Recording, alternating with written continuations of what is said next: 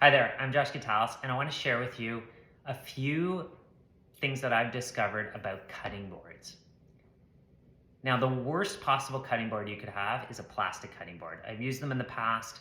What happens is when you chop on them, you're going to be releasing small amounts of plastic, and that's going to end up in your food.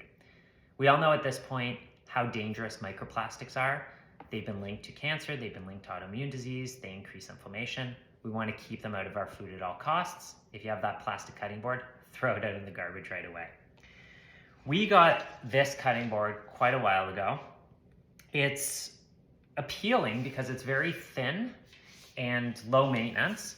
It's quite hard, but this is made of wood pulp cured with resin. And I'm unsure if that resin is food grade. It probably is once it's cured, but still, you're slicing into this and you're going to get little microparticles of whatever's in that in your food.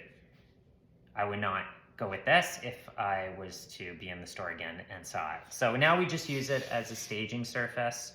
There's no cutting or abrasive materials that go on this, but we just didn't want to throw it away. By far, my favorite cutting boards are solid wood. My favorite cutting board here is this walnut one. I've got a couple others in other woods that I found over the years. Actually, solid wood is somewhat difficult to find. And when I say solid wood, I mean one piece of wood. There are a lot of wood cutting boards out there that are glued together. And there's actually some really nice designs that you can get of wood cutting boards because they're gluing them in different patterns. But as you slice with a sharp knife into that glue, you're still going to get some of that in your food. And as a purist, I like to just have solid wood to make sure that nothing foreign is getting in my food at all.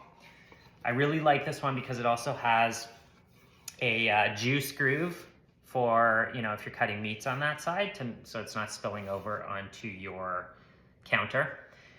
Now, I was looking for a way to treat these because when you're dealing with solid wood, they can warp a little bit easier than the ones that are glued together.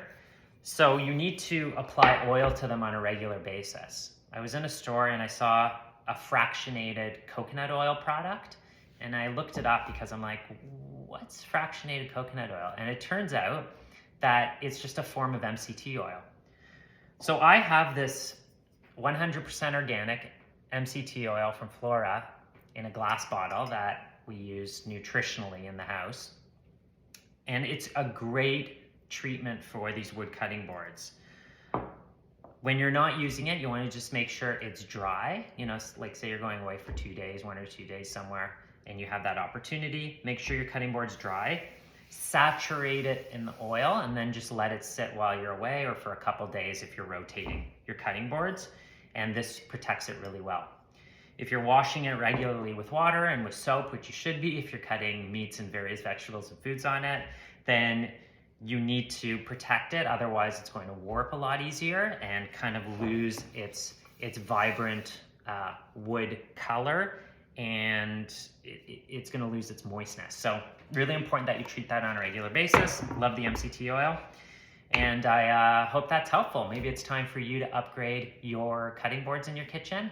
And I hope you got some ideas on which direction you can take.